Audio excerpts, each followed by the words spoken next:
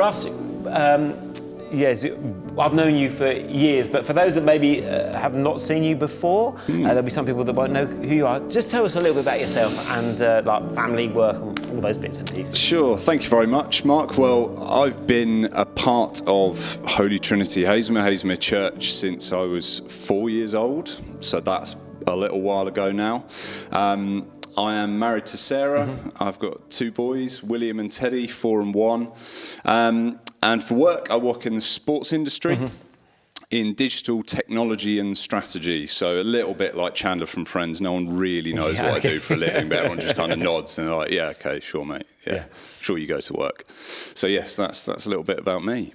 And the reason why you're here actually today is I think our Easter egg hunt, we were out over at Rose Avenue Park and we were doing that, and there was like kind of an Easter egg hunt across the whole of Rose Avenue and also here at Widmer End as well. Yeah. And you came up and chatted and you sort of went straight away. You went like, actually, Mark, I've been thinking. And you came out with this big statement that was, I think secularism has let us down. Like you just landed that to me on a Good Friday morning, and then we started talking about what you meant by that.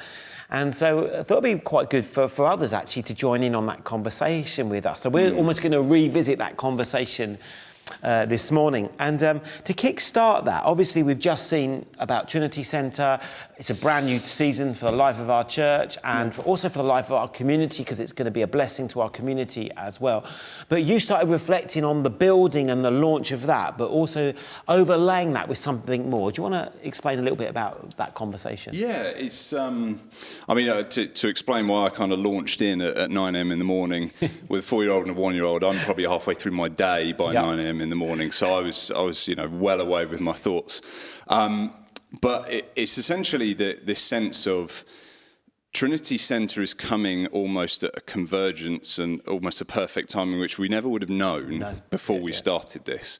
Obviously, the last year has been crazy for all of us. It's been a hard reset, a realization of the things that are really important, some of the stuff that we've lost that's really important, that time and freedom and connection in particular.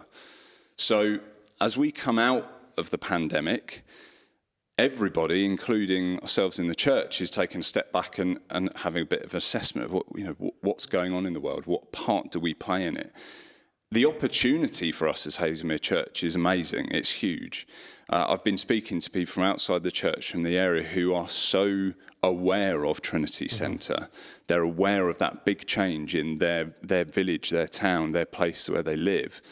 And it's very visible, I think more so than maybe we think it is. So the opportunity is huge to not just step into a new building, but step into a new era as a church, step into a new era, a new opportunity. And it's a historical fact that when society goes through hardship, revival in the church often follows. And that's something that's really kind of, through stuff that I've kind of come across in the last year, that seems to keep being kind of floated up, that's often what happens afterwards. So are we ready for a revival? Are we ready for that opportunity? And Trinity Center is that chance to step into a new area and maybe let go of some of the things we used to do. And this is individual and corporate, that weren't necessarily bad, but they're not fit for what comes next. And the only way we're going to get an answer to that is prayer. And you're connecting back together. But Trinity Center's just on our horizon. Are we praying into that now? And let's also not limit our prayers. Let's be really bold in the way that we pray, because revival isn't built on modest prayers. It's built on really powerful, bold prayers. Brilliant. Thanks, Russ. That sense of it's a new era, it's not just a new building, it's a new chance. And with that, some of that change and some of that rethinking, it wasn't just about new practices or even new prayers. There was something else that you were saying that maybe needs to go along with that. That's something new. What was that, Russ? I think that's it's around the mentality. Yeah. What's our mentality going into the new space? And again, we've had a year where everything's disrupted. It's going to be so easy for all of us to just step back in to what we did before, patterns we did before, because it's comfortable. It's what we know. And actually, I challenge all of us, and I think we are all being challenged. what are those patterns of behaviour, those habits, those things that we need to let go of, and actually maybe a change of role. We've got so many people doing so many things in our church, serving in incredible ways, but are we being called to serve differently? Are we being called, if we're in a very visible role, are we being called to maybe do something slightly more in the shadows and in the background, to release opportunities for people who need to step out of a more hidden role into an opportunity that's more visible? And are we comfortable that we're all sharing a corporate responsibility, but there's going to be a real difference in what comes out of that? That's great. Thanks, Russ. And lastly, in your reflections, there was a parable, which are some of the stories that Jesus would tell to teach. There was a parable, a particular parable that you have been returning to, that you think actually really resonates and connects with where we are now in this moment. Yeah. What was that parable? It was the parable of the sower, which is essentially a farmer goes out and he scatters seed kind of indiscriminately across lots of different types of ground. And the reflection is the different types of ground will reap different benefits. Yeah. But I really feel that Trinity Center is the fertile ground that we've created with Trinity Center. We've turned the soil over, we've fertilized, and I know I'm speaking to a lot of gardeners here, so I'm preaching to the converted here. But we've de-weeded the soil. We've prepared this really good soil with Trinity Center.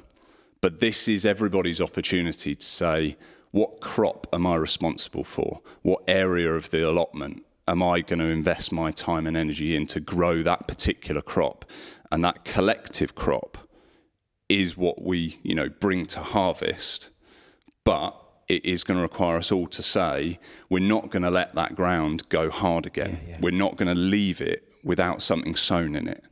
So, that's been really kind of turning over in my mind, and the opportunity to pick up not only something new, but really take ownership and really kind of drive outcomes in the area that God's calling you to. Russ, thank you so much. That idea that actually it's a new building, but it's so much more than that. It's a new season that we're stepping into. And with that, actually for us to pray and see God, God, are you wanting to bring a revival? Are you actually wanting to bring people coming to know you, and our part to play in that in prayer?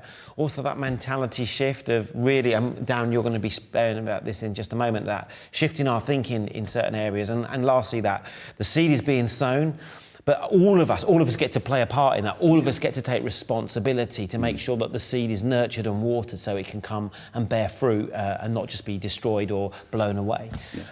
Russ, thank you so much, and it's great that we've got different people of our church who are beginning to pray and think about this next season. So I'm going to hand over now, actually, to someone else, Darren, that was with me just at the beginning, and he's going to carry on this thinking of what are the things we need to turn around from, or turn away from even, so that we can step and face the new. So over to Darren in Studio 2.